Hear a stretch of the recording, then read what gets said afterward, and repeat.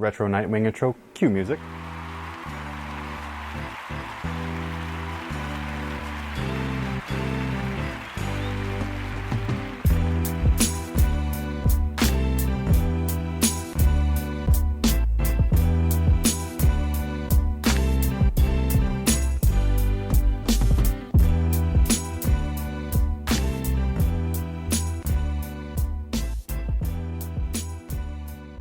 What's up guys, this is Nightwing2303 from WearTesters.com.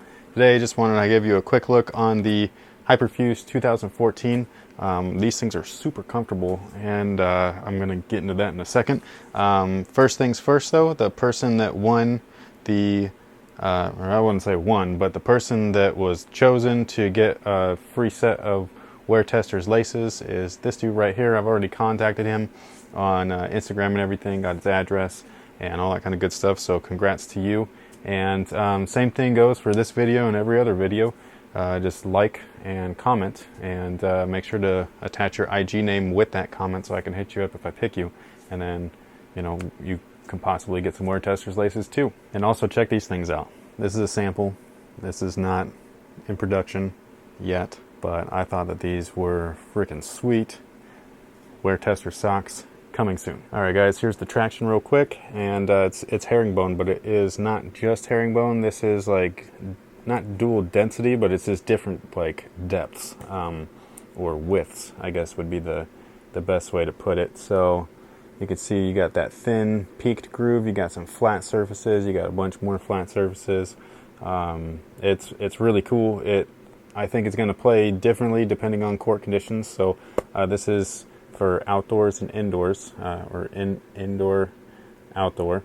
So this stuff right here will grind down quicker on an outdoor setting, but this stuff here will last longer on an outdoor setting. And then on the indoor setting, this stuff should perform really, really well. And then this part right here will probably clog up a little bit with some dust and debris and stuff like that. So, but overall, I think it's a good, combo model shoe, and at 124 bucks, it's not that bad.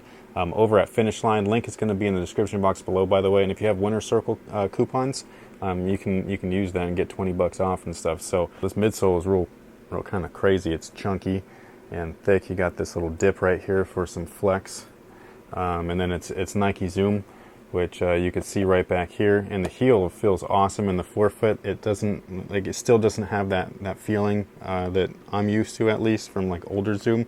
So I'm pretty sure it's just that little rectangle unit right there, especially since these are supposed to be fairly flexible up front right there. So I don't think that they would really mess up the flex with a giant unit there. However, I do think that these are going to be fairly smooth upon transition. This shape right here is just like the Hyperrev, so I think upon landing and things like that, it's going to have that smooth kind of transition from heel to toe, which should be cool. Also, this area right here like wraps up around the midfoot right there, so you get nice support that's built into the shoe. It's not an extra piece or anything like that. Foam is real lightweight, especially Phylon like this, so I think that's nice that they just kind of incorporated it. It reminds me of a penny shoe almost, the old school pennies, where they had the wing up there and everything. So I thought that was a pretty cool touch. Here's an up close shot of the materials. This reminds me of the very first Hyperfuse. It's just kind of got that first gen look, but it's nice and thick, which you can see right there. So you can see the base layer, the mesh layer, and then the top layer.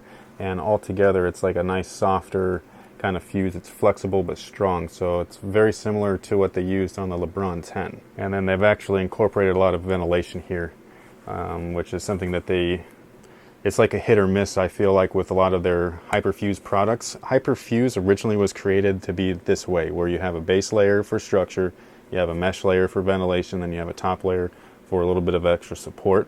And sometimes they'll like do this, but then there would be no ventilation, and it's kind of like that you just have a giant plastic shoe. So I just don't understand the point of that. So I'm glad that they went with this traditional kind of Hyperfuse construction where it's actually utilized properly, instead of just being a big one piece of plastic upper. And the back area is just some synthetic. You got a vent here for ventilation, and it's also for mobility. So if you're moving, it'll flex with your foot and everything. And these little pockets here I think are kind of cool, because these right here, these ribs, because it'll just kind of allow you to wear an ankle brace if you happen to already wear one.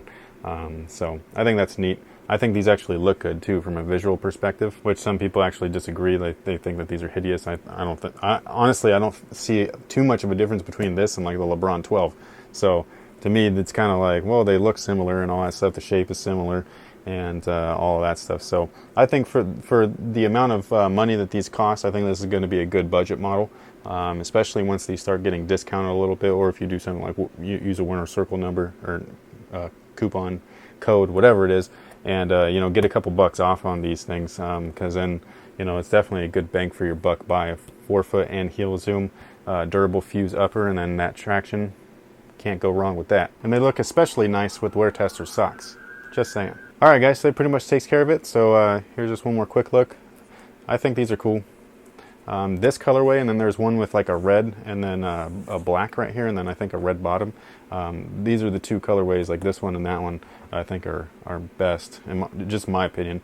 And then they have a basic all black one. Like, I know people like to play with those outside because you can kind of beat them up a little bit. And then I have like a two-tone gray with some orange. Not too much of a fan of that. It reminds me of those like pigeon sneakers, like the pigeon dunks and stuff, and I'm not really a fan of that colorway.